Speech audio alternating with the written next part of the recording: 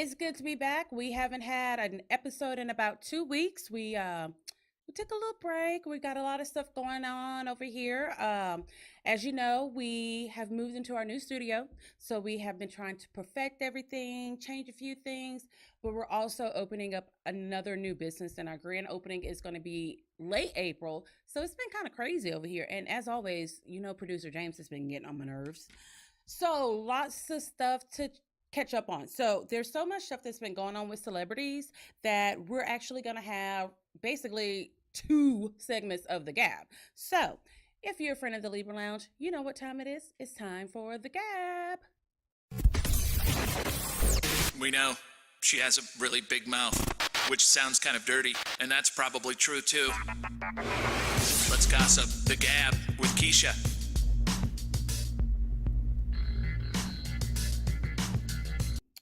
All right. So, producer James, did you used to watch Beverly Hills 90210?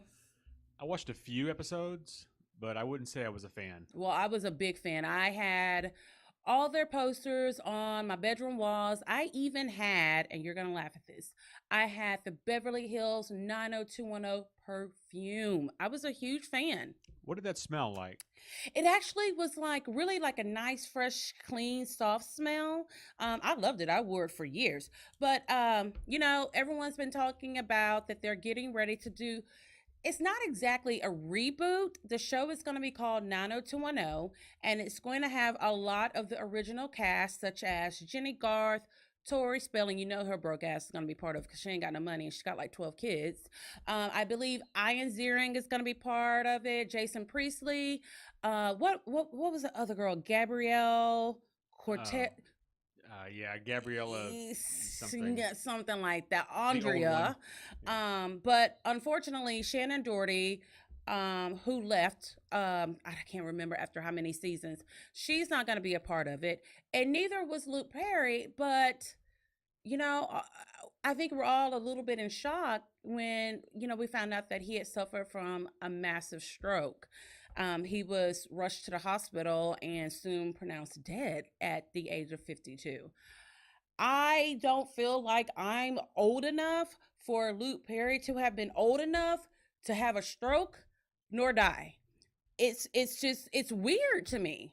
Well, but 53 is way young. That's way young. There's some people who literally live 50 more years, He had kind of, recharged his career. He's part of the cast of Riverdale that is on Netflix, and it's a very popular show. I think it's based off of the Archie comics. Is that correct? I think so, yeah. Yeah, it's got a little bit of a darker spin to it, but he was one of the main cast members. So it's just really sad. And then you had Brian Austin Green, who just a couple of days ago said that he actually had texted Luke that day, not knowing that he was dead. Oh, it's heartbreaking. He was getting ready to get married over the summer. He's got 2 young kids. I know his son is also a wrestler. It's just sad. It kind of, I don't feel almost 40, but when you hear things like that, you're like, damn, I really am almost 40. There's some people that, like Luke, suffer heart attacks, strokes, in their 50s and they die. I don't know.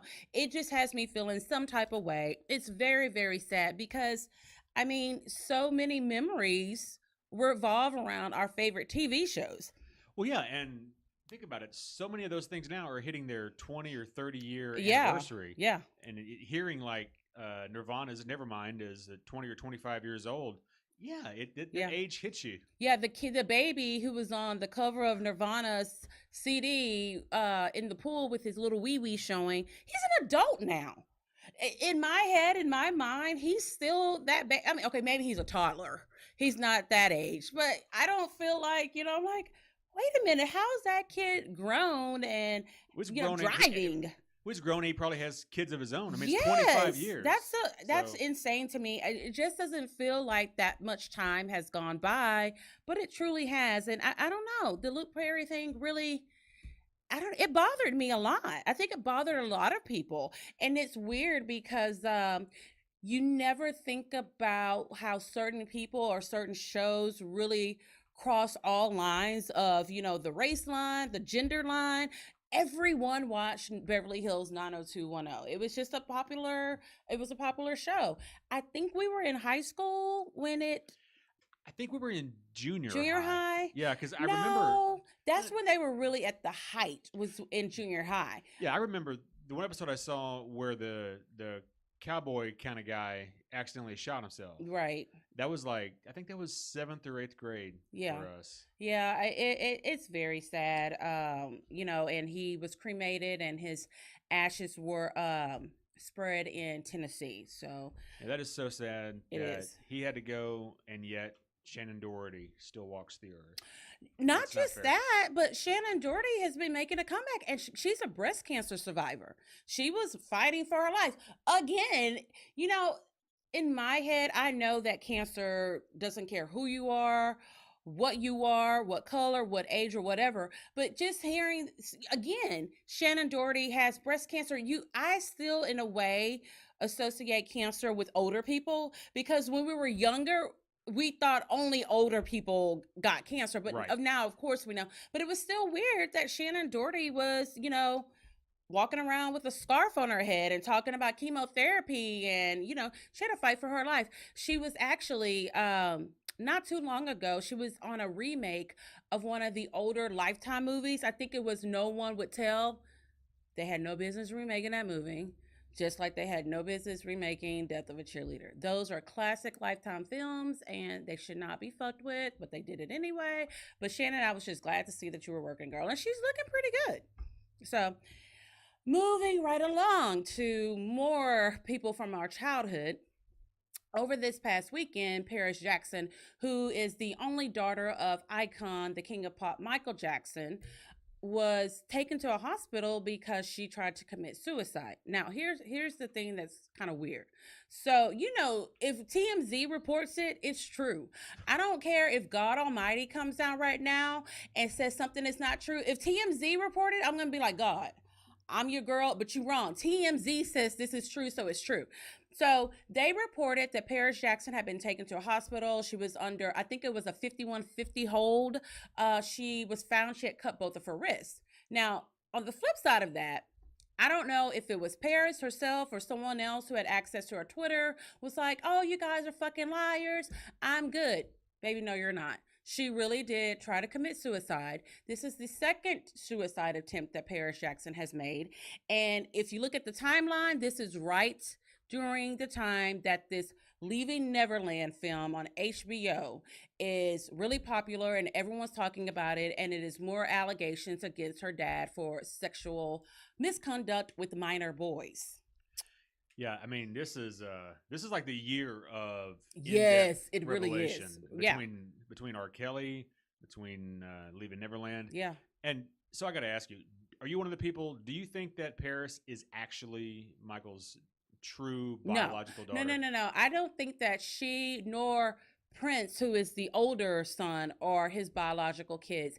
Now, the younger son, Blanket, that one's kind of questionable because he really does look like Michael Jackson when he was younger, just, you know, lighter skin and a different grade of hair and long hair.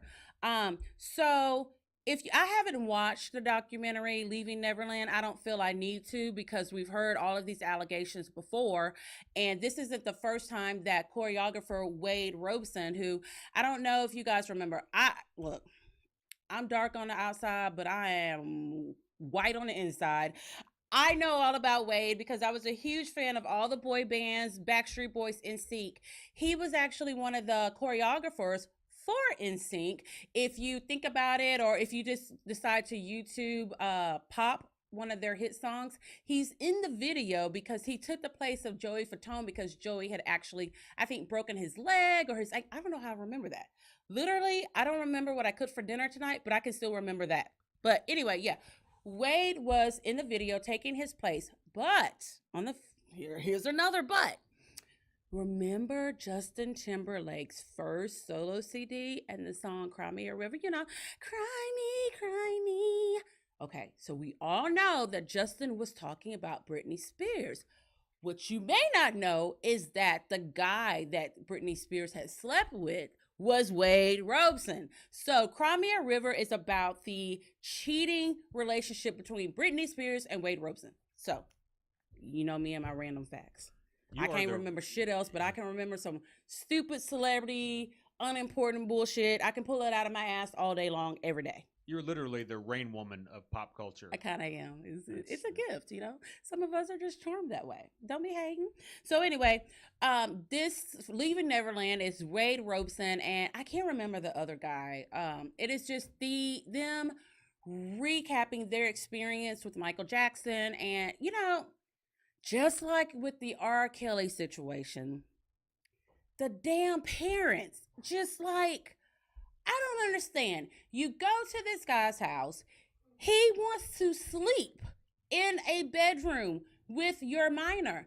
That shit's not gonna happen. I don't care who you are. And when you think about it, a lot of the parents were willing to put their kids in these situations for celebrity status because, you know, they're riding around, they're flying in jets. He flew some of them over and bought them homes. You know, they got to be, now, of course, it's called clout when you're hanging out with someone so you could become more on and popping. That's what these parents were doing. So, you know, both Wade and this other guy, I don't even think they talk to their families anymore. And I don't blame them because their parents should have to face some kind of responsibility, or you know, I don't even know. I don't know what to call it other than bad parenting. You're using your kid to, you know, to gain things, because think about it.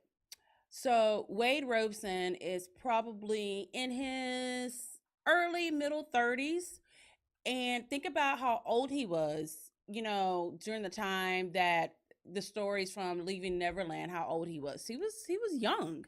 He was, yeah. Absolutely. So, yes, he knew who Michael Jackson was, but it's really the parents that knew who Michael Jackson really was, what hanging out with Michael Jackson could do, how mentioning Michael Jackson's name could get you into places that you've never been before. You're flying around in private jets, you know, you're staying at Neverland, you know, everything's being paid for. So to me, it's like these parents, and I think in both situations, both the fathers actually committed suicide, which is crazy. Yes. You know, Wade Robson's family actually moved from Australia to the USA. Michael Jackson says, come here, let me work with Wade. I can make him a superstar. I can introduce it to all the right people. I'm like, that's cool. You can do that, but you're going to do that without us staying at your house. It's just me as a parent of a little girl.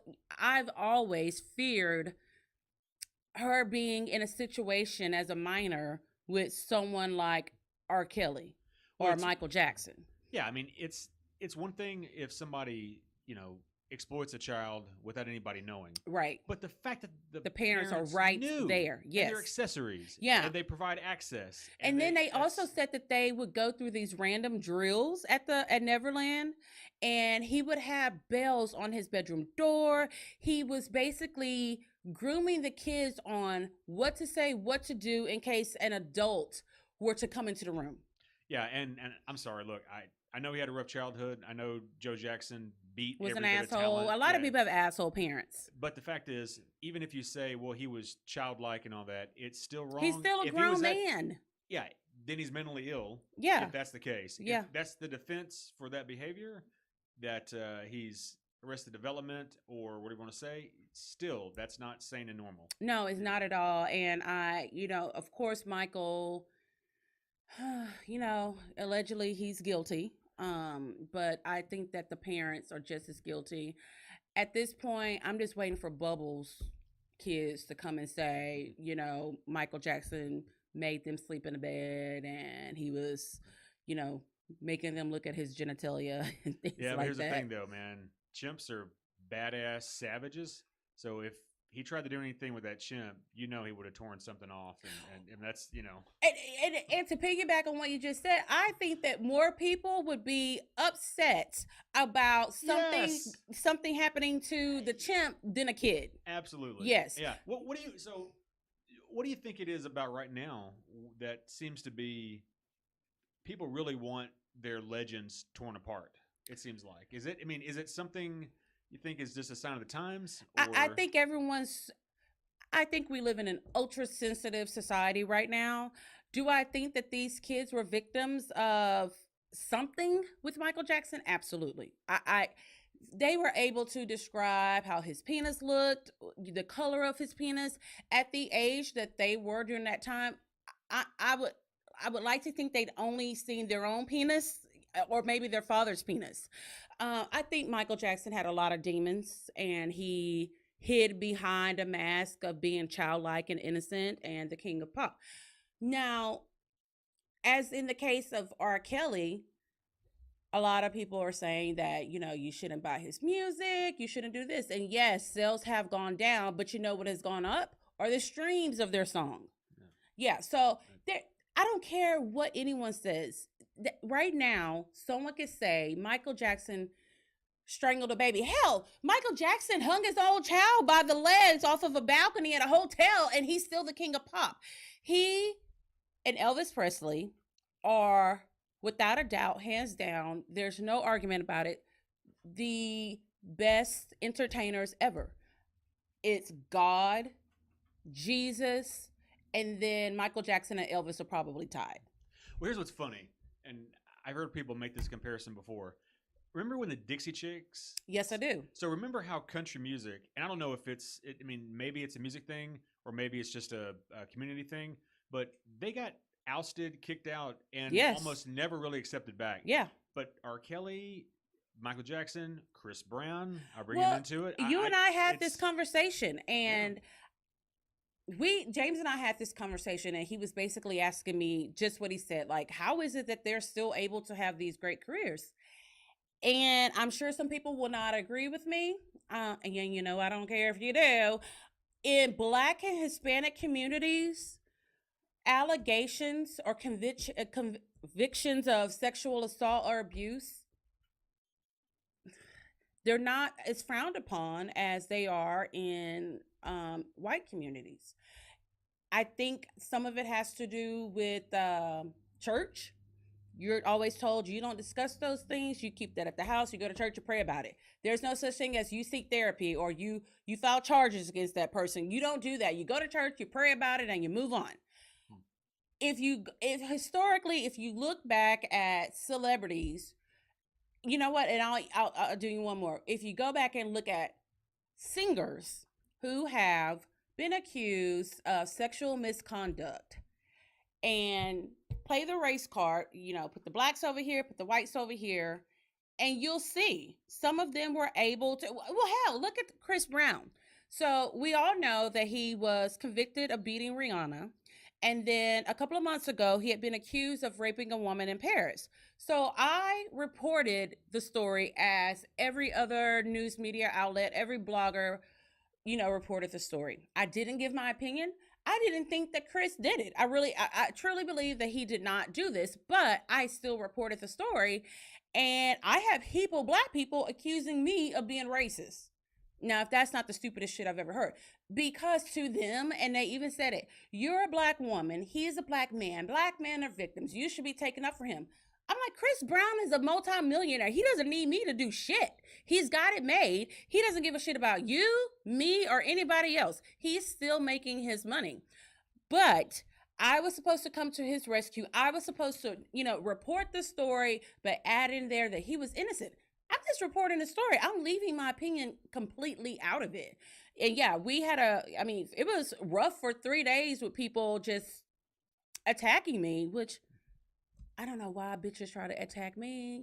I don't do passive aggressive. I do aggressive aggressive. I'm going to come right back at you. But it got to a point that it was just like, this is pure stupidity. We just started deleting the comments and blocking these hoes. I'm like, you're stupid. And that right there is what's wrong with society. Everyone wants to be a victim, but then you have some racists that think only their race are victims. It's like, oh my God, fix it, Jesus. Take the wheel, take the tires, take the roof, take the whole goddamn car, because people are just crazy. Everyone is an internet thug. Everyone wants to get behind their phone screen or their computer screen, get on the keyboard and talk shit. I'm like, well, bitch, come find me. Here's my address. Let's really talk about it. So no, I'm fair game. I don't like anybody. So if it's a black person, white person, Hispanic person, gay person, straight person, trans person, it, I'm going to call it for what it is. It has nothing to do with the obvious of what you are. You know, when I say the obvious, I mean what box you have to check when you're filling out an application. So that's my thing. That's my spiel on that, as the Jews would say. I hope that Paris Jackson gets some help. You know, they reported today that she's refusing to get help. So, you know, I don't know. And she's got that Jackson last name, so what are you gonna do? All right, moving right along to someone who's most definitely not a Jackson and shouldn't even be a celebrity, Mama June. So Ugh. Mama June is from, okay, in case you don't know who she is, I used to be totally obsessed with toddlers and tiaras. I used to call them thugs and tiaras because those bitches were crazy. She was on there with her daughter, Alana, who everyone knows as Honey Boo Boo. Okay, they were so popular from one episode of Toddlers and Tiaras. That's when she was like rubbing on her belly, saying, "A dollar made me holla, Honey Boo Boo." They got their own show on TLC called Honey Boo Boo. It was on for a couple of seasons, but then Mama June, she I don't know why, but she likes nasty men. She was dating someone who had been convicted of sexual misconduct with a minor, and she had this dude like living with her. She was actually engaged to him. Was that Sugar Bear? No, Sugar Bear is Alana's dad. She got rid of Sugar Bear. I mean, after that guy and the guy she's engaged to right now, they made Sugar Bear look like damn Prince Harry. Anywho, so TLC, of course, cut that show, but then WeTV and their petty asses gave her another show, Mama June from Not to Hot, where it basically chronicles her weight loss journey. She went from like 400 pounds to high 100, something like that. It really should be called Mama June from ugh to ugh. Yeah, she underwent a lot of plastic surgery too, because they hooked her up. I'm not talking about just liposuction. She got liposuction, she got boob jobs, she got veneers, she got stuff done on her face, and she's still not cute, but I mean she got all that shit done. So the latest is she got arrested with her now fiance for a domestic dispute at a gas station, of course, because of course you have to fight at a gas station. How is that domestic though? That's like not in your house. It's still two people that are together. It's still a domestic okay. dispute. Okay. What? Don't be dumb. Anywho, so when cops arrived, they were both arrested, not only for the dispute, but for drug paraphernalia and for, I think it was crack. So it was ironic because that happened last Wednesday, and then last Friday was the season premiere of her show. I'm like, something smells kind of fishy here. So I'm wondering, since this has happened, if WeTV is going to get rid of the show. I doubt it, because WeTV doesn't care. WeTV is home of Love After Lockup. So anything goes on WeTV. But today, Wendy Williams has been MIA from her show since it premiered.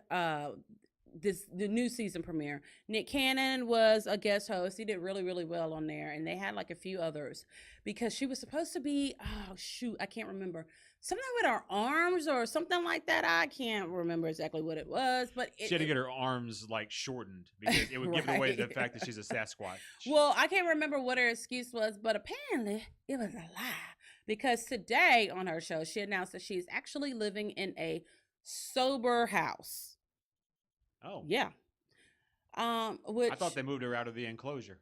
Well, here's the thing, is that I wasn't surprised to hear that, because to me, I've been around enough people that drink and do drugs to know that something was wrong with Wendy Williams, and I always thought that cocaine was her drug of choice, just because you can see, like the way she talks, how her eyes are sometimes, and her nose. I mean, her nose is totally fucked up, and that's what happens when you're blowing an 8-ball a day. See, I just figured she was getting high off the village children, like eating them like every other troll He and just creature of thinks she's fantasy like, he does. thinks she's Bigfoot, the She is a female shaved Bigfoot. Bigfoot. She Whatever. is. That's a huge bitch. Well, I'll say this. That's a It huge did bitch. take a lot of courage for Wendy to admit that to her audience and to the world. I'm wondering how much sympathy she's getting, though. Because Wendy Williams, man, she will drag your ass. I mean, she has drugged so many celebrities that some of those people try to like blackball her. So I wish her well. I'm glad she's doing what she's got to do. She could have hidden it, you know. She was apparently. Yeah, but something made her go ahead and come out and say, hey, this is what's really going on, which is good because there's plenty of other people that I'm sure are fans of Wendy Williams that are going through similar situations. And, you know, it's nice to know that you're not by yourself. Well, the one that made me sad was Alex Trebek. So host of Jeopardy. Stage 4 colon cancer. Is it pancreatic or colon? I think it's pancreatic. Yes. Which is that's that's a bad. That's a. So that was really sad. I mean, he did a really good kind of statement to his audience and all that. But he's been known for being transparent with the audience and all this. It's sad. It's sad, and he's 72. I didn't even realize he was that old. Yeah, he's been doing that forever. Yeah, I don't ever remember not sure seeing there was him. Another host. There was never another host. I don't think so. So yes, Alex Trebek, who is in the fight for his life with cancer. Cancer just really fucking sucks. Anywho, we will be back right after this break.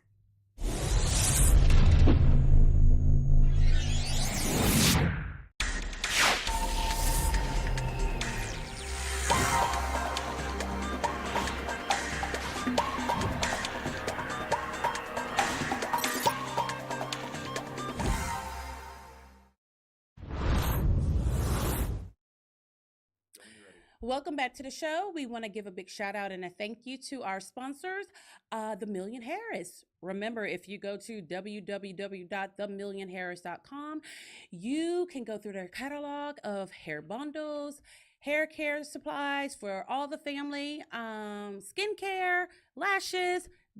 What is it? Is it what you're using her beard stuff? Is it just like I'm using a beard wash. A beard wash. Okay. The beard balm. Okay, so and producer James is like the biggest beer snob and he likes the product, so go check them out.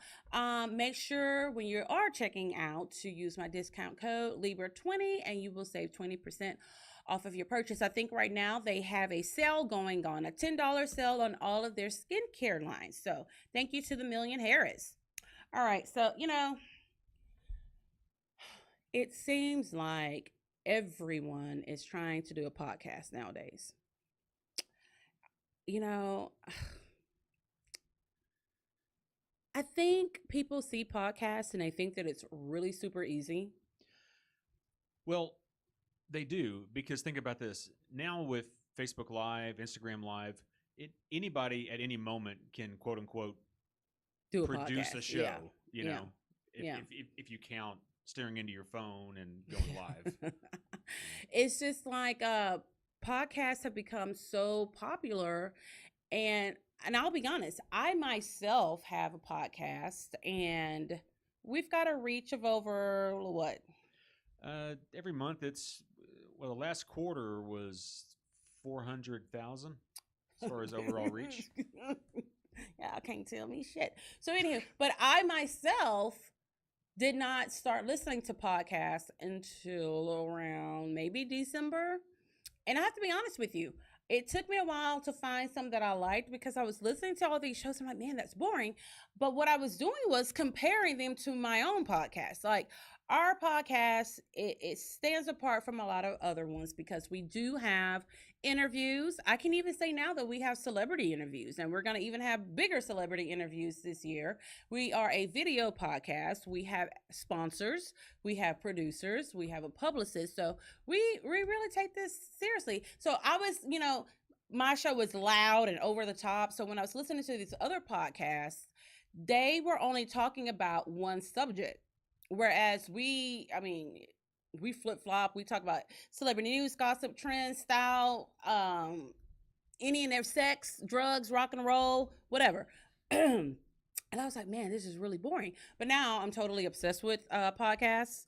Some of the ones that I am currently listening to, Coffee Convos, which is with Lindsay Chrisley, who is the daughter of Todd Chrisley, who is my white spirit animal, and Kaylin Lowry, who is one of the stars of Teen Mom 2. Their show's pretty good. It's just them having a conversation going back and forth, talking about just anything and everything. But I like hearing them talk. The only thing I don't like is when Lindsay tries to talk about a TV show or a movie. It is always fucking wrong. Like, it is always wrong. I'm like, Lindsay, that's not how it happened. And I'm like, man, can someone get her number for me so I can call her and say, girl, that is not really what what's the show that we like so much? This Is Us is about how she was like giving the lowdown of everything from start to where we are now. And I was like, that's not right. Like she was describing like a totally different show. I mean, yes, she had the characters correct. She had that they were triplets, but it was the detailed things that I'm like, that is not what happened. Anyway, so I love listening to Coffee Convos. I also like to listen to Andy Cohen's, it's not really a podcast, they call it a podcast, but it's basically watch what happened live without the visuals. I also like Betches, and there's a couple of Teen Mom podcasts that I really like too. So I don't know, you listen to a lot of podcasts and you've been podcasting for a long time. Why do you think they become so popular? Well, the biggest reason is that there's really two kinds of podcasts. There's content podcast and then there's personality podcast. What are we? You're a personality. So I say that, like, for example, if you like Joe Rogan, you listen to Joe Rogan's podcast probably because you knew who Joe Rogan was. Yeah. And the fact that he's incredibly interesting is a bonus. On the flip side, if you want to find a show that's all about like crime stories, there's a podcast for every single topic that you can like. Yeah. I mean, there's podcasts on woodworking. There's podcasts on every single topic. So radio doesn't give you that. No. So if you want to really zero in on a topic you like, there's a podcast for every single thing. Yeah. But I have to just say, and I'm biased, of course, but the Libra Lounge with Keisha is like the best podcast ever and will ever be. So is the rodeo, the Houston Livestock Show and Rodeo, wrapped up now? Are we done? It's wrapped up as of this past Sunday. We didn't go this year. I don't think we went last year. And let me tell you why. It's because I'm a snob, and producer James, he usually has some of their vendors will offer them sweet seats. Right. So I got accustomed to that and really wanted to go see Cardi B. I'm like, I'm not going to purchase a ticket because I just know we're going to get sweet tickets. So, of course, when she was performing, my ass was down here in Dickinson at the gym because I didn't have tickets to go. But a lot of people have been talking about the rodeo foods. There's some people that actually go through all the traffic that it takes to go to the rodeo. The lines are insane. The parking is insane. Parking is expensive. There's drunk people here, drunk people there, but people go simply for the carnival and the rodeo food. True. For example, they have gourmet French fries. So that's become really, really popular. Mm-hmm. So you know how we went to that gourmet mac and cheese restaurant? Mm-hmm. So now French fries are the new palette of food. I think I saw that, was it Taco Bell or something like that is doing a new thing with French fries. Yeah, they got their rattlesnake fries. Yeah, because nothing says Mexican like French fries. Exactly. Yeah. I was just like, what? It makes you say, what commercial was that again? So, and then, of course, the Houston Livestock Show and Rodeo is famous for their fried foods. For example, fried Twinkies. Yep, that's a staple. Fried ice cream, which I still don't even understand what fried ice cream is because it's like, It's delicious. Of course you would know. Yeah. Well, if you go to just about any Mexican restaurant in Houston, they have fried ice cream. I think it's a Hispanic thing. I'm not a big ice cream person, as you know. I like sorbet because I have a very a special palate. Discerning palate. Whatever. Yeah. I can't say the word. I don't even know what it means. Then they have fried pickles. So fried pickles, I love pickles, so I had to actually see like what is a fried pickle? It is a pickle that they dip in batter and then fry. I don't think I would like that though. Oh, fried pickles are awesome. I don't think I don't know. I just like a pickle. You know how I'm funny about things. Yeah. Like I don't like for my fruit to be mixed with something. Producer James always thinks I'm weird. He's like, but you like chicken and you like pineapples. Why don't you like pineapple chicken? I'm like, I don't want my fruits to mix with anything that's not a fruit. So you eat orange chicken, but it doesn't have pieces of oranges in it. Well, he knows. I will eat orange chicken, but I will tell them I don't want any of the orange pills in there or anything that looks like an orange. I just like the flavor of it. And there's a lot of other things. I'm like, no, I can't do that. I don't like it. Tomatoes. I don't like tomatoes. I cannot stand tomatoes. I actually go to restaurants and say, I don't want tomatoes on that dish. And I even lie to them and say that I'm allergic because I'm so afraid that they're going to put it on there and I got to pick it out. No, but I am obsessed to the point that my family makes fun of me with ketchup and salsa, but like not chunky salsa. It can't have chunks. It has to be overly processed in order for me to like a tomato. They also have fried pumpkin pie. That actually sounds pretty goddamn good. I guess. You can't go wrong with pumpkin pie. Yeah, well. And then you fry it. So basically, I'm assuming in my head, I'm picturing it as you have a piece of pumpkin pie, you dip it in batter, and then you fry it. I guess so. That I've never seen. I think that's kind of new. I'm willing to give up a kidney for some fried pumpkin pie, and I've never tasted it before, but it sounds really good. I think you have enough of them, you have to give up a toe. Toes are overrated. Yeah, well. So they also have fried fruits and vegetables. And so new this year they had fried strawberry shortcake and fried fucking brownie. Yeah. What? Yep. Well, I mean, you've had a Monte Cristo sandwich, right? That's a fried sandwich. I've never had that. Oh, I've never even heard of that before. I think you just made that up. No, I didn't. No, you can Google that shit. You lying. It's true. No, it's true. Okay. I can't. I don't know. I can't get over a fried piece of pie or cake. I'm all about that. No. And then throw a little bit of vanilla ice cream on top of it. I'll go. That's the kind of shit I like to eat in my bed. So if they ever come up with like fried funnel cake, that is the stupidest thing you've said all day. I'm saying if what they are you come up with that, talking about fried funnel cake? Funnel cake is fried. But you could fry it. It's fried, but please just stop. Okay. That makes no sense at all. Just don't even listen to him anymore. A fried brownie doesn't make any goddamn sense. Yes, it does, because you bake a brownie, then you dip the brownie in a different kind of batter, then you fry it. A brownie was perfect before. It doesn't require any addition. It's perfect the way it is. There's nothing wrong with an extra layer of batter on a brownie. So, okay. So, producer James actually looked up some new things this year. They had hot Cheeto cheese roasted corn. Oh, hot Cheetos were. They put that on everything this year. Yeah. Then they had hot Cheeto crusted candy. Oh, now that's just nasty. Yep. Hot Cheeto crusted candy apple.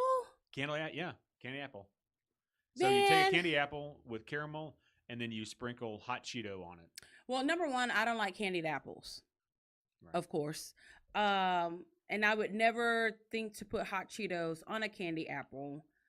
That is like you eat one of those and you wake up the next day with a fucking crater face. Just your face just breaks out. That is like 4 a.m. stoner food. Like, it what really the fuck is. is in the fridge that I can just put together? Okay, next. This is horrible because these are two of my favorite foods that they decided to put together, and it looks like an abomination.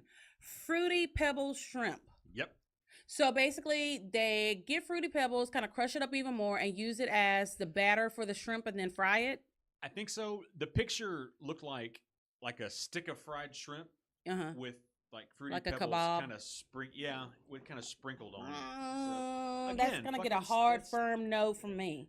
Bug pizza? What is bug pizza? Literally pizza with bugs on it.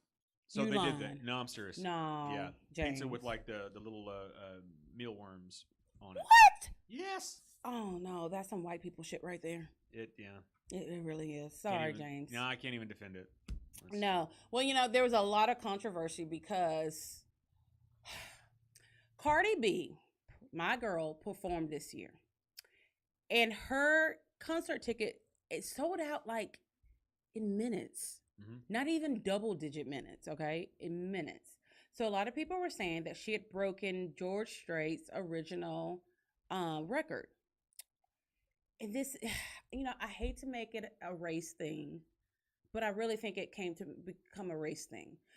Or maybe it was a genre thing. How dare this girl who is, I don't really think anyone knows exactly what Cardi B is other than fabulous. A cartoon character. She's, I think, a combo of Hispanic and black. Of course, she's a rapper. She's raunchy. She's nasty. I love it.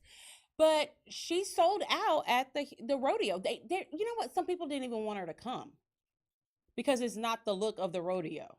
Well, I just couldn't imagine how, because remember when we saw Chris Rock? No, that was one of your other black chicks. No. I've never seen Chris Rock. No, I'm sorry. Kid Rock. Thank you, Kid Rock. Okay, yeah, that was a good concert. Yeah. So notice how he didn't cuss. Mm-hmm. He didn't say anything outlandish. Yeah. That's the rodeo rules. Right. So I didn't know how they were going to let Cardi B, or how they're going to change her show to be rodeo they couldn't. friendly. Well, they did though. She didn't. They said that. Nope. I heard from people who were there. They said that they didn't clean it up. Really? Yeah. She won't be invited back, I guarantee. Probably not. She doesn't have to be invited back. She did the damn thing. I mean, she's right up there with George Strait, who officially has the most tickets sold at a little bit over 80,000. Then you have Los Tigres del Norte at a little over. Oh wow, that was a tight one right there. They're at 75,586, and then you have Cardi B, who's at 75,580. So they beat her by 6 people. So here's what's weird. But look at the difference. So Cardi B had a sellout show at 75,000 tickets. Mm-hmm. George Strait had a sold out show of 80,000. Yeah. That's 5,000 more people. Yeah. That tells me they made it more capable of holding more people for George Strait. Probably. So I think that too. There's some I think there was some shankiness going on. I'm proud of Cardi B. I'm proud of people that are told that they should not be a part of something because of who they are. And I don't care if you like Cardi or you don't like her. She's authentic. She stays true to herself and she doesn't give a fuck. And I like that. So let me ask you this. So she was performing on Black Heritage Day. Yeah. That was a day. Do you think she's a great representative of Black heritage? It has nothing to do with that. It has to do with the music. I'm just asking. I'm not indicting. I'm just asking. I don't know. I don't think it's that serious. I think it's just a title. I don't think anyone goes, "Oh, I'm going to go see so-and-so because they're a good representation of Black heritage." Really? That's not why I'm going. You know what I mean? I think it's just a title. I don't think anyone even pays attention to the title anymore. It is what it is. I think that Cardi B showed that she's at the top. I mean, George Strait is supposed to be the king of country music, but I think she beat his record. No, she didn't. I think she did. Well, I think they did exactly what I think they added more seats so that he could break the record. It's not up for debate. That's my show. It's my opinion. That's all that counts. No, and I totally agree with you because if they had made 80,000 tickets available for Cardi B, I guarantee you she'd have sold 80,000 tickets. I think so too. Selling out in minutes means lots of people still wanted tickets. And it was funny because you were saying that, you thought that they made her clean up her act, and I was like, no, she did it. And there was a lot of kids there, but parents know who Cardi B is, so they know what to expect, and they still chose to take their kids. I mean, little kids with them. Yeah, and some parents are terrible people. I'm not sure that I would. I mean, Skylar's 16, so yeah, I would probably let her go. But there was people with kids in elementary school, and I was like, oh, damn, okay. Well, when little Sarah Lou gets a call from the principal because she's up there reciting Cardi B lyrics, so you ain't got nobody to blame but yourself. So I don't know, but congrats to Cardi. I love that. I love someone that just knocks down that door that people tell you just can't go through. So during our 2-week hiatus, I had insomnia really, really, really bad. And so one night at like 1:30, of course there was nothing on. I was like, let me get on Netflix and watch something. So I decided to watch Abducted in Plain Sight. Now, I'm hard to shock. I really hard to shock. But this shook it at me. I was shooked. I was shooked. I just was in disbelief of this foolishness. And it was, I was trying to describe it to producer James when he was husband James, because he's not always producer James. And I was like, you're not going to believe this shit that I saw. So, okay, I'm going to break it down for you. Spoiler alert. So if you're not seeing it and you think you're going to watch it, then go watch something else right now. Okay, so it's about this family, the Broberg family. It's a husband and a wife. This is back in the late 70s, mid 70s, and their 3 daughters. They live in a town, and then all of a sudden one day they get new neighbors. The is it Birch Told or Birch Hold? I can't remember. It's one of those. Their family moves in next door. They become friends. Their kids play. They go on like mini vacations. They have all kinds of family outings. They go to the same church and all that stuff. But everyone really likes the dad, Robert, who they all call B. So he, develops a good relationship with the mom, the dad, the kids, but especially the older daughter, who's 11 at this time, Jan. Okay. Okay. So I don't even know how to say this because it sounds so weird. So it got to a point where B would, call the mom and say, because he owned like a furniture store or something like that. Hey, I'm hungry. I can't leave for lunch. Won't you bring me a sandwich? And she did. I'm like, I wouldn't take my own goddamn husband a sandwich. Be like, you better drive your ass to McDonald's or order Domino's or something like that. So she takes him a sandwich. So from that point on, they start talking more. They make out. They don't have sex, but they make out. All right, that's one. Of course, the dad and B become friends. And, one day B says, hey, why don't you come take a ride with me? And the 2 men go riding, and B's, voicing his displeasure with his wife. He's like, I can't fucking stand my wife, and they park. They're still talking. He's like, I haven't had sex in a long time.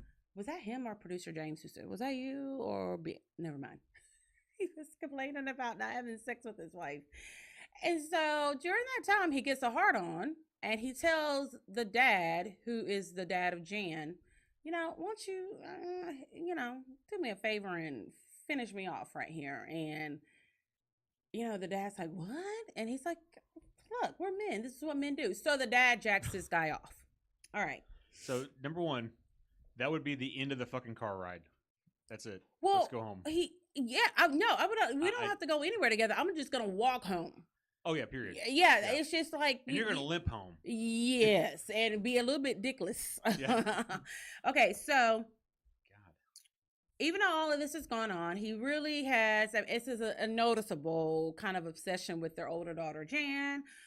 Fast forward... Older meaning there's 3 girls, but she's 11.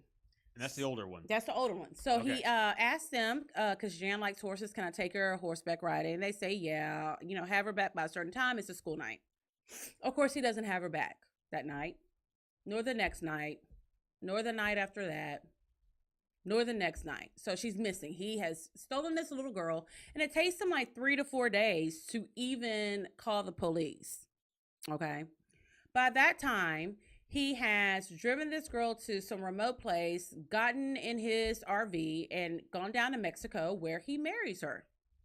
But in between that time, when the little girl is asleep, he's got a tape recorder that he's playing messages in like an alien voice, telling her that her real father is an alien and she has to do certain things with B to save planet Earth. So the little girl truly believes that she is half alien and she belongs with B, and that she has to marry him, have sex with him, and all these things. So during that time, he didn't technically have sex with her as Jan, because, it's a documentary. She's an adult now, and she's recapping the story. He would only put like an inch in there. And I'm like, oh my God. That's sex. That's sex. So, right. Anywho. So, dead man. Right. Just so, dead man. At some point, B does, call his brother, tells him what's going on. And he's like, I need for you to call the Brobergs, tell them that Jan and I are married. If they ever want to see her again, they need to get the FBI and the police off of me, because, of course, they're looking all over for them. Which the FBI was like, fuck you. They went right down to Mexico and arrested his ass. And Jan goes back home. She's totally upset. She wants to be with B. She's withdrawn from her family, all of this stuff. B packs up, let me go back. The family decides not to file charges. They recanted everything that they said. They said they gave B permission to take Jan and all this shit. So the guy who's like the CIA agent is just like, these people are fucking dumb, basically. So B, moves away, opens up, I think he's working for his brother, selling cars or something like that. And I can't remember, how much time has gone past, but he and the mom, Jan's mom, whose daughter was abducted by B, has like an 8-month sexual relationship with him. And this is the man who kidnapped her child and put an inch of his dick inside of her. And she has an affair with him. Just burn everything. Just napalm that part of the town. Yeah. It's got nothing to offer the world. Yeah. Just scorched earth. I'm getting mad all over yeah, again. I was, I was so angry. What are you doing with this? When, you always sympathize with the victim, of course, and the victim's family, but I actually was more pissed off at the mom and dad than I was at the predator. Completely. Okay? Because it gets worse. So Jan now has an obsession with B. They talk on the phone. They write letters to each other. He's sneaking in her window, still playing the tape recorder with the alien voice. And she sneaks off and he kidnaps her again. I mean, this time she went a little bit willingly, but she was 16, still a minor. And you know how long it took for her parents to contact the authorities? If it's more than 30 minutes, it's crazy. It's like 14 days, I want to say. 14 days. They don't deserve children. It may have been longer. I can't even remember. But anywho, B had taken her. Of course, now they're full on having sex. He's claiming this is the love of his life. This is the person he's meant to be with. And he actually enrolls her into a all-girls Catholic school. He tells the nuns that he's a CIA agent, that someone's looking for him. This is her name. If anyone calls looking for her by her real name of Jan Broberg, that's them really looking for me. It goes on and on and on. She's gone for months and months and months. And finally she comes back. And when she's an adult, he gets caught trying to do something like this with another kid. And she gets to face him in court. And when the day after they do, he ODs on pills as an old man. And believe it or not, it's been reports that they left a lot of stuff out. Well, I can't even imagine what the hell they left out. I don't, maybe that the aliens were true, like there's really life on other planets, maybe. It'd be funny if that was like the only part they couldn't talk about. That they actually How about are this? Aliens. That would be the only part that I'd be like, oh, okay. At this point, I can dig it. so this thing is the Michael Jackson. It all really over again. is. It's all over again. Yes. The same mentality. So basically, this guy was fucking the whole family, the mom, the dad, and the kid. So that tells you it may not have anything to do with somebody being rich and famous. Just some people are fucking nuts. Charismatic. I think this guy was very charismatic, very manipulative, and I hope he had a golden dick because, I mean, for the whole family, it's just insane. The whole family and got the dad to jack him off. That's, I mean, if he applied that, he could have been like Steve Jobs if he just applied that to, well, because he was a pretty successful businessman. Obviously, he could sell anything, apparently. Yes, he really could. So, most definitely, it's worth the watch just because of the shock value of the whole thing. And like I said, I love horror films. I love murder documentaries. But I love your murder porn. Yeah, but this one was just like, what the fuck did I just watch? Like, and I even had to go back and Wikipedia it to make sure that I was remembering it correctly, that this was based on a true life story. I don't even think you could make a Hollywood movie. No, you couldn't write that shit. I mean, Lolita was terribly edgy back in the day. Like, I don't think you could get that cleared. I don't know, but moving right along, check that out on Netflix. There's a hot new spring hair color, and I've got to try it. I showed it to producer James, and he's like, huh? What is that? It is chocolate lilac, which is it's like a mixture of a chocolate brown with a little bit of purple, and it's beautiful, and it's supposed to be the hot new spring hair color, and I'm gonna try to rock that as best I can. If I look crazy, that's okay. I'll just throw on another wig. So, anyway, during our 2-week hiatus, we celebrated producer James' 40th birthday. So, producer James, what is your wish for your 40th year of life? I want to see 41. Let's go with that first. Yeah. Okay. I want to take some lessons from B. Well, he's dead. Well, I'm just saying, like, if he could talk, I mean, maybe I could talk you into. Maybe you can talk to fun. the aliens. I don't know. Maybe you can talk to the aliens and. Nah, just a good year. That's all I want. Another good year. Just you to be successful. All this shit we're doing to work out. That'd be nice. Yeah. So. Start getting more money from it too. Anal would be nice. Oh my gosh. But, okay. Moving right along. All right. So after this break, we're gonna have Ann Renay from E2 Ultra Lounge in Houston, Texas. It's supposed to be the new hot spot, and we're gonna hear all about it, and we'll be right back. Hey guys, it's Keisha, the host of the Libra Lounge with Keisha podcast and web series. If you follow me on social media, you know that the Million Harris is one of the sponsors of the show. I've told you all about the great hair products for both men and women that they have, but I wanted to give you an opportunity to actually see some of their hair bundles. Here they are. What I did was I ordered both 20 and 22-inch Malaysian bundles and a frontal from the Million Harris and took them to my stylist and had her make this unit. Yes, this is actually a lace front unit made from the bundles I purchased at the Million Harris. I usually don't wear this much hair extensions, nor do I wear it this long, but I really, really love it. The hair feels amazing. It looks great. I've been getting compliments everywhere that I go. So make sure to go to her website or stop by the shop and get your order on. She's got hair products, bundles, and mink lashes. Make sure to use my discount code Libra20 for 20% off your total purchase.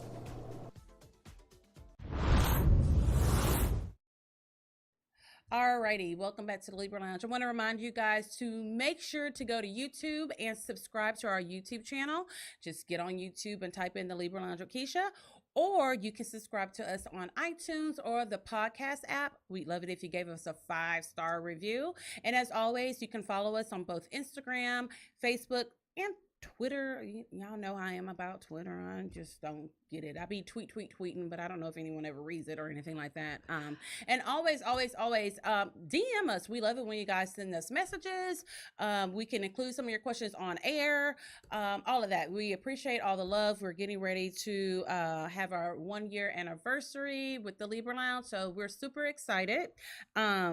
So yes, but make sure you subscribe to us on YouTube, because if you don't, producer James is going to keep making me do posts and subscribe to us on YouTube. Aren't you? Yes, I am. All right. Here next to me, I have Miss Ann Renay Highsmith. Highsmith, that sounds like you're from England. Wow. She is from E2 Ultra Lounge here in Houston, Texas. Welcome. Thank you so much. Thanks for having me. Thank you for coming. Okay, so what made you decide to branch out and open up a lounge? Because I've heard that bars and nightclubs and things like that are some of the hardest businesses to open and to keep open.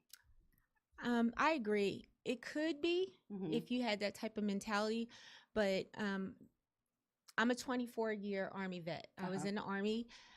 Active duty for 24 years. Oh, wow. I went from E1 to E8. So that in and of itself was a challenge. I raised my children. Their father is incarcerated. Had to do that. That was a challenge. Right. So my children, because it's a family-owned business, I own it with my my oldest daughter, who's yours truly, Anais. Okay. So you can see her on Facebook, yours truly, Anais.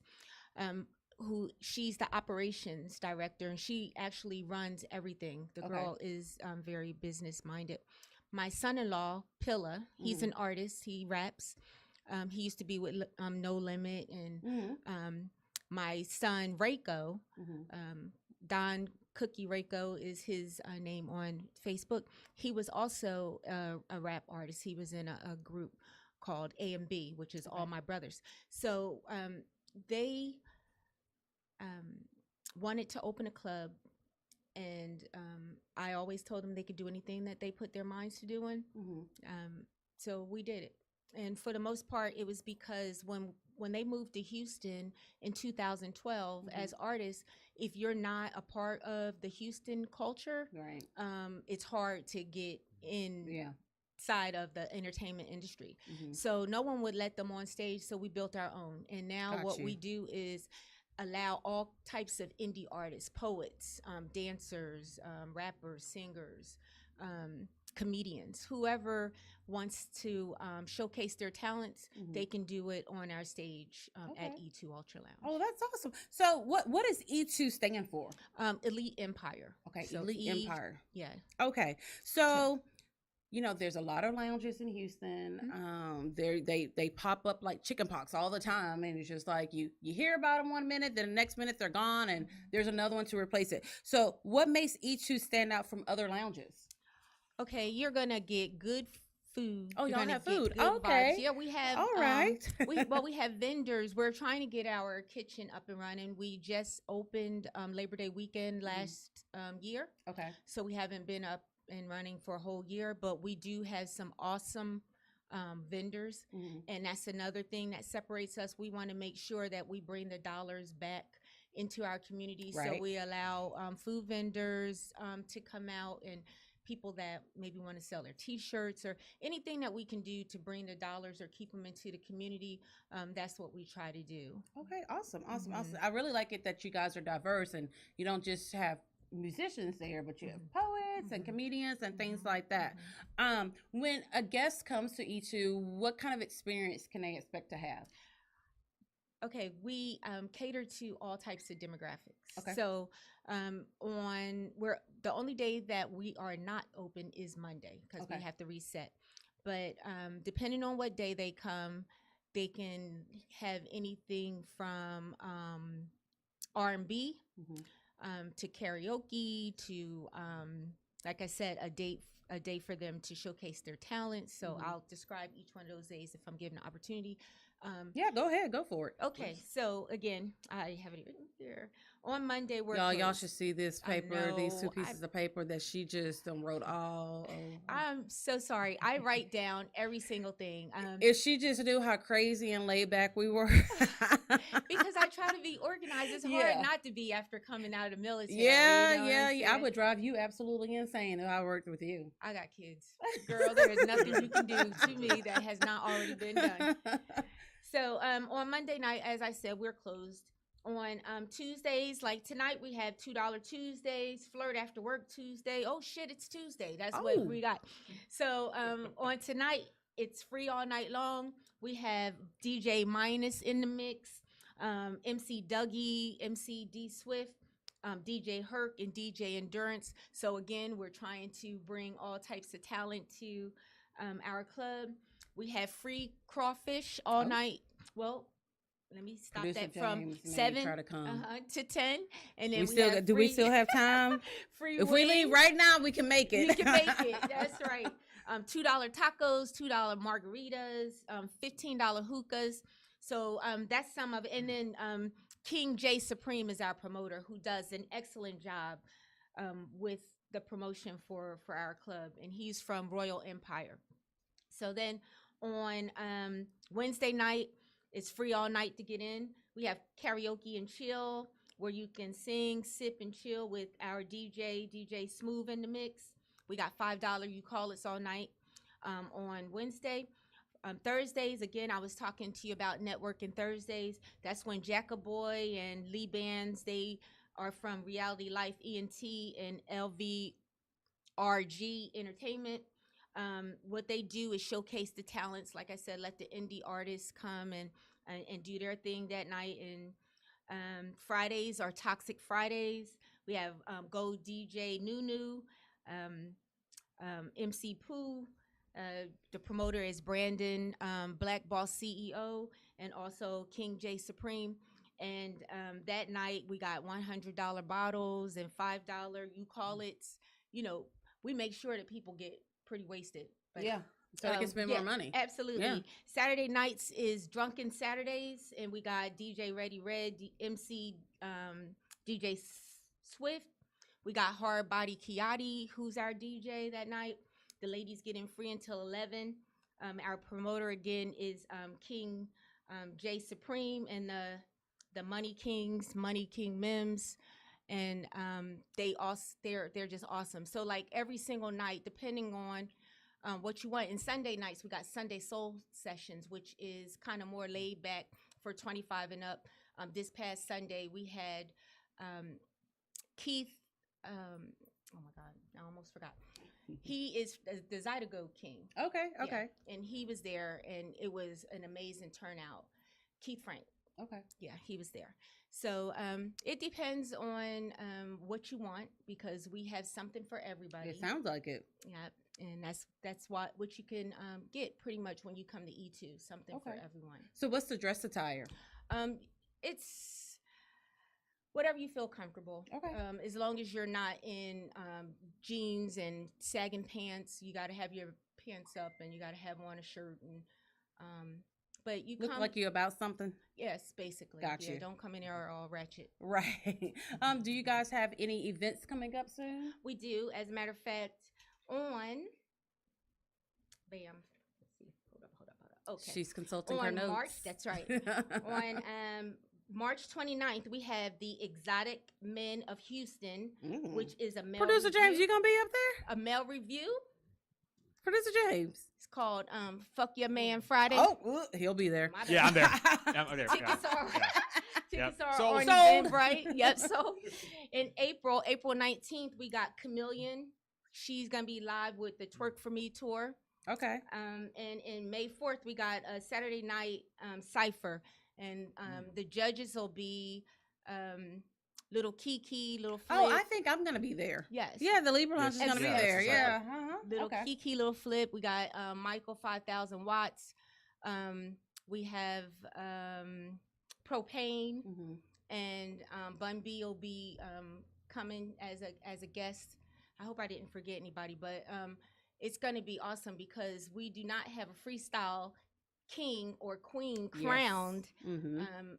as of late. So Right. yeah, the old school wants to crown the new school, and we school. don't have a female. So this would be awesome Yeah. for Houston to get a freestyle queen crowned Mhm. also. And that's going to take place on May 4th at our club. Well, I will be there. We're very excited to be there. I have not been to E2, but I'm looking forward to checking it out. Sounds like you You'll have guys a most great time. definitely have created a venue that is for everybody. You just Yes. pick a day and you go up there. Y'all are about y'all's business. No saggy pants. Don't No. forget that. Do not come with your underwear showing. That's right. What about the ladies? Because we're, what's the dress code for them? Because sometimes we need a dress code. If you're a lady, Especially in Houston. you should know. You should know. To No, be they don't. They covered. don't know. They do not know, Ann. I know. They don't. Mm-mm. Well, again, it depends on the night Okay. because If some of Ann those is there, young don't ladies- have your ass Exactly. out. That's okay. right. That's Yes. right. Okay. That's absolutely right. Sunday nights, 25 do and not up. even come. That's Okay. right. If you don't have on drawers or you don't got your butt covered, don't come. Stay home. Absolutely. E2 is not the place for you that night. You try another night. That's okay? right.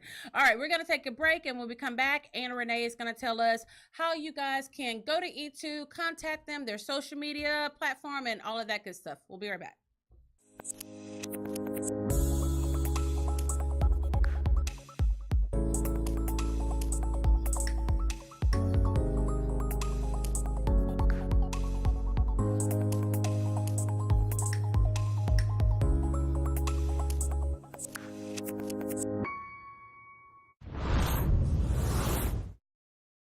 Alrighty, welcome back. Just want to remind you guys once again to make sure you check out The Million Harris. You can follow her on Instagram and Facebook. Make sure to go to her website, www.themillionharris.com. She's got skincare and hair care. I'm from Boston. She's got a sale on skincare and hair care right now, $10 each. Alrighty, so before we get into all the contact information for E2, producer James was quite interested in, your whole family is a military family. Yes, so ma'am. Tell us a Yes, little bit sir. about producer James. Did you have any questions? Well, so 24, you said Army? Yes, active What was duty your job? Army. I started out as a medic, then I became an LPN, and I retired as a communications chief. Oh, wow. So- Did you any combat? I did. I went to war 4 times. Oh, wow. Wow. Afghanistan or? I went to Desert Afghan- Storm, and I went to Afghanistan, Iraq, Uzbekistan, Kuwait. I was in Qatar, Mhm. that part of the world. Yeah, and I retired from NATO. I was a part of NATO when I left the military Oh, wow. in Shape, Belgium. Are all of Really? your kids in the same military branch? Yes, everybody in my family is Army. Myself, then my oldest daughter, she wasn't able to go, but her husband Pilla, he is a soldier. He was in the military as well. My son Reiko, he was in the Army. My next child is Angelique Lawson. She's a captain. Her and her husband are both psych nurses at Fort Hood, active duty still. And my youngest daughter, Anastasia, she just got out. She's in the Army, also Signal Branch. Her husband's still in, and she got out for to have my grandson. So our entire family is military. Wow. Wow. It's impressive. That is very impressive. Yeah. Thank Very. you. You couldn't pay me to be in the military. They kicked me out. I don't even think I would make it I past think you six. would like it. I really think Me? I think you would have did a Oh, good job. you don't know. Well, You're getting wrong vibes from me. no, I'm an only child, and Uh-huh. I didn't even like getting up in the morning. My Right. mom cut my food when I was at Spelman Same. College. You know what I'm Mhm. saying? Like, I'm telling you that it was just not something that I saw myself doing. Mhm. But when you get in the military and you see what the world really is like Mhm. and how much they really need democracy, and they Right. need somebody to advocate for them, Mhm. because I'm a big champion of people that are disenfranchised. Mhm. If I can Mhm. help Yeah. someone, that's what I want to do. Right. So not only did it get me an education, I went right like out of high school. I have a bachelor's, I have 2 MBAs, I'm working on my PhD. Mhm. My kids went and they got their education Right. through the military. We got to travel. So not only do you get to serve your country Mhm. and its citizens, but you also are able to get an education, Yeah. travel the world, have experiences with people that you would have more than likely never met Right. before in your life. So for that reason, I really do think that you would have been able to embrace, some of those. Some of those, Perks, yeah. Ann Renay, except for the part where I gotta do like the physical test, where I have to run, where they tell me I can't have hair extensions. Are you over 30? Who said you couldn't have hair extensions? They let black people have black hair Yes. extensions in the army. Girl, I can show you I my still don't pictures want to in go. the military. I still don't want to go. It's a job. It's a job that's an honorable living, and it really is rewarding. Mm-hmm. I'm from the hood. I'm from Trenton, New Jersey. People thought, like, are you crazy? Like, why would you want to go in the army? You Right. could get shot right here. Yeah. But why would I want to get shot right here? You know what I'm Right. saying? Let me get a chance to go somewhere else and see Right. different things. And if I get shot in the interim, at least my kids will have benefits for the rest Yeah, of their that lives. is true. So, yeah. That's gonna be a hard pass for me, Ann Renay. They be like, I tried. I they tried be like, Army. can someone please come pick this bitch up and drop her off at home? Like, stat. All right, so tell our audience, how they can follow you guys on social media, if you've got anything that's upcoming this month, and contact information, address, and all that. Okay, if you want to come, hopefully you pull out your cell phones. You can go on Facebook. We are E2 Ultra Lounge Houston. E2 Ultra Lounge Houston. Or on IG is hashtag E2 Ultra Lounge Houston, all together. That's how you can follow us on Facebook or Instagram.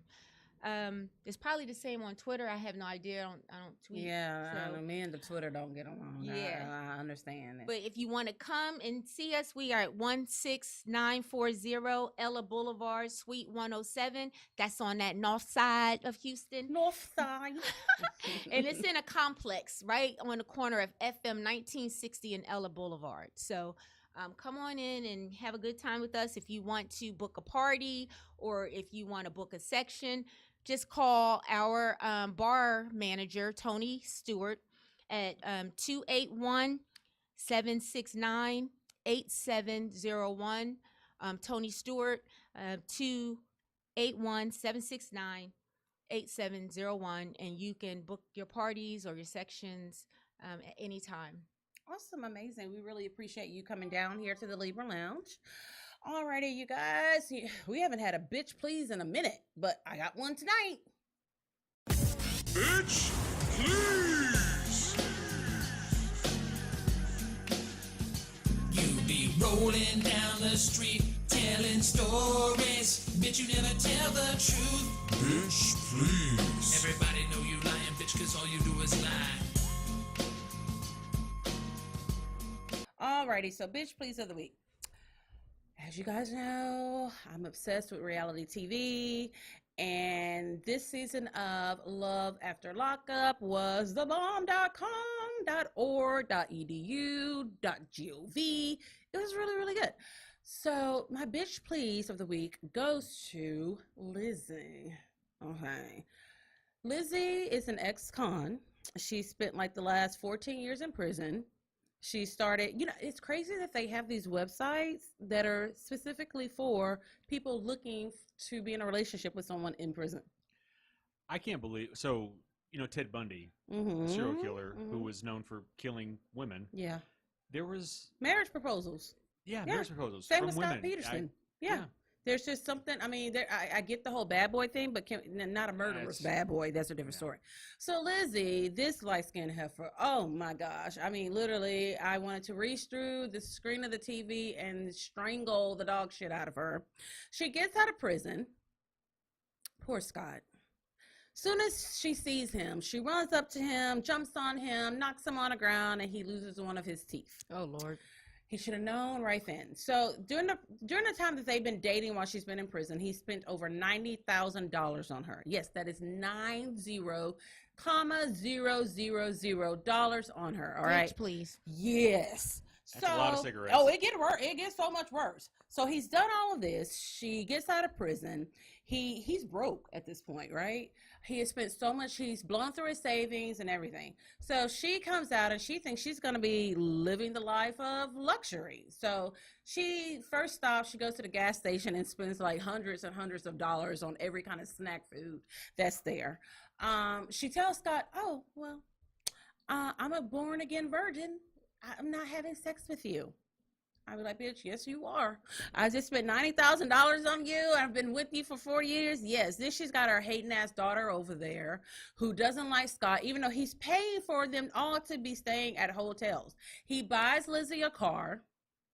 He proposes to Lizzie. She accepts the proposal. Again, she doesn't sleep with him. I'm sure he didn't get a blowjob or a hand job. And maybe they should have asked Jan, what's the guy's name from? B. Maybe they should have asked him for a hand job. So Lizzie's just kind of like, Scott's a trick, and he's fallen madly in love with her. He tells her, you just got out of prison. Here's my card. Go buy you a few things to wear. So this bitch goes to this boutique. Like, she should have just gone to like Walmart or Target instead, but she has to be Lizzie. She gets with one of her ex-con friends. They go to this boutique, and she spends $1,900. But get this. Not only did she spend $1,900 on herself, she bought her friends some things too. But this is a couple of days after she and Scott went out on a date and his credit card was declined. Bitch, please. Yeah, so she knew, the radar should have been going off that something's wrong. Fortunately enough, he had another card and it went through. Wow. So she spends $1,900. Even at that point, her daughter, who I couldn't stand either, was like, "You're a user. Like, you are a horrible person, but, you know, she really doesn't want her mom to be with Scott. So poor Scott, he is just like super stressed, and he's like, I don't know what to do. She's not even spending time with me. He's just hoping that has not been using him this whole time. So when it comes down to the wire, after he bought her a car, he tells her, look, he actually said, I fucked up, and he did this without his dentures in his mouth, so it was really He's bad. the one with the teeth. He's the one with the teeth. Yes. So Oh, yeah. So Okay. Now I know he's which like, one. I fucked up. You know, I'm broke. You know, I've blown through my savings. And she's like, well, if you don't have any money, because this is how she talks, then you can't help me out. I don't need you. You can't do anything for me. And then she's like, I'm willing to be friends from a distance. Bitch. Please. Please, right? So then I think she gives him the ring back, of course, which I'm like, bitch, you got to have no money. You should have pawned that ring. If he was smart at that point, he would have called a parole officer and said, she stole the ring. He could Back to have. prison. But he's really, really like in love with this chick. So A nice guy. Poor idiot. yeah, he's all dramatical. So he throws the ring in the toilet and this and that. So Lizzie, Dumbass. Lizzie Yeah, leaves. yeah. Then she comes back, and literally, it's so funny. It's funny because it's so pathetic. He's laying in the hotel bed like this, face down. His face is beet red. She's trying to talk to him. He won't even lift his head. He just, it's like his whole soul has just been sucked out of him. She's like, Scott, look at me with both eyes. She has this thing about people looking at her with both eyes. I don't know. Maybe she was in prison with a bunch of pirates and they all had eye That's patches. funny. She's like, Scott, look at me. And she's like, I'm gone. And I'm like, bitch, you don't even have a pot to piss in. So she leaves poor Scott. Doesn't have anything to do with him again. So Lizzie and her bitch ass gets the bitch please of the week from the Libra Lounge because you fucking suck, Lizzie. I hope she's watching this. I actually made a post about this. I'm like, Lizzie makes my ass itch. Like, not just like itch where you can scratch it. It is a kind of itch where you need to go to the doctor and get an antifungal to get rid of the itch. Wow. That's how badly she gets on my nerves. She's not cute. She's a user. She's a bitch. And that's why you get the bitch please of the week. So we are so happy to be back after our 2 weeks vacation. You know, producer James is going crazy, wanting us to do a show like every single day. But we are so glad to be back. Thank you all again for tuning in. Make sure you go follow E2 on Facebook, Instagram, and Twitter. And if you're interested in booking a party, you can always call the bar manager at 281-769-8701. And I'll see you guys in May, right? Yeah, shout out to my publicist And mine. the very best, Shatana Nelson from Finest Hour PR. PR. So we will see you all again next week. Have a good one. Bye.